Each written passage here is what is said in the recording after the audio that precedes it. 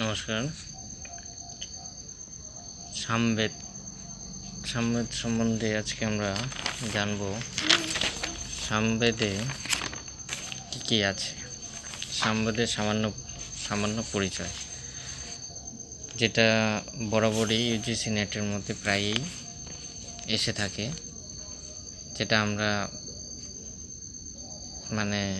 পাত্তা দিই না বললেই চলে, যে এরকম সহজ প্রশ্ন এসে থাকে। অ্যাকচুয়ালি তা না।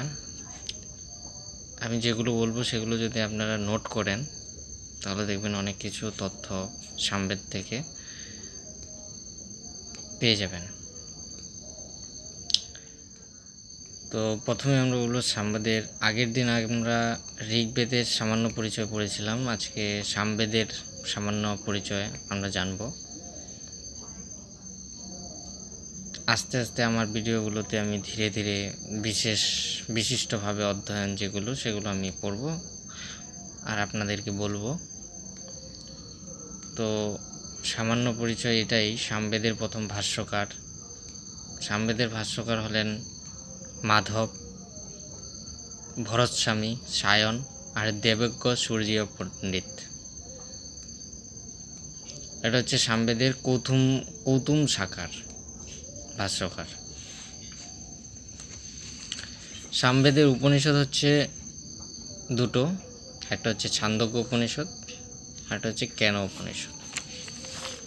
সামবেদের ব্রাহ্মণ হচ্ছে তাণ্ডা বা পঞ্চবিংশ, ষড়বিংশ, ছান্দোগ্য, জৈমিনীয় বা তলবকার, সামবিধান, আর্ষেয়, বংশ ও দেবতা অধ্যায়।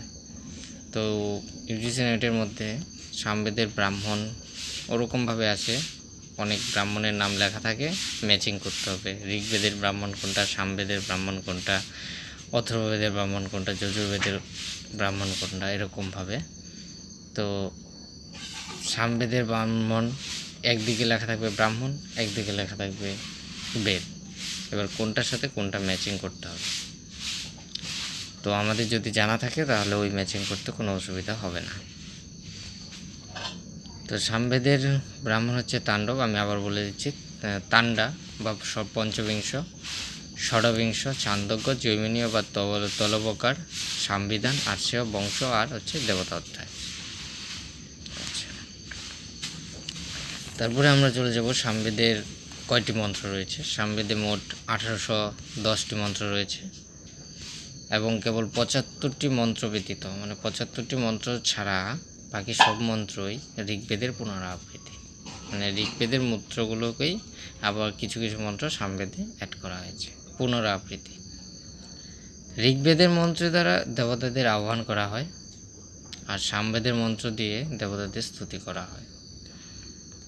সামবেদে মাত্র 3টি শাখাই পাওয়া যায়, রানায়ণী, কৌতুমী আর যৌমনীয়। সেগুলির মধ্যে কৌতুমী শাখাটি প্রসিদ্ধ। রানায়ণীয় আর যৌমনীয় দুটো এখন লুপ্ত, বর্তমানে কৌতুমী শাখা নিয়েই চর্চা। সামবেদ আমরা জানি গান করে স্তুতি করা হতো, সামবেদ মানেই গান করা। তো সামবেদের মধ্যে সপ্তস্বর আছে, সেই সপ্তস্বরকে বলা হয় সরজ, ঋষভ, গান্ধার, মধ্যম, পঞ্চম, বৈবত আর হচ্ছে নিষাদ।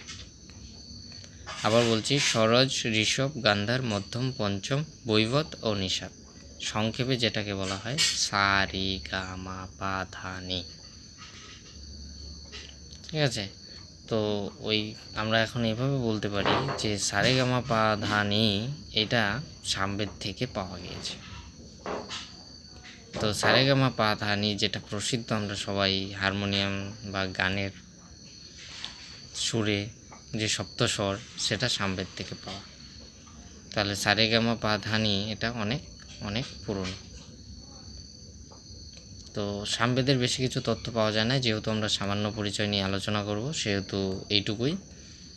পরের দিন আমরা যজুর্বেদ সম্বন্ধে আলোচনা করব। যজুর্বেদে দুটো আছে, কৃষ্ণ যজুর্বেদ আর শুক্ল যজুর্বেদ, বাৎসনীয় সংহিতা আর হচ্ছে কান্য সংহিতা।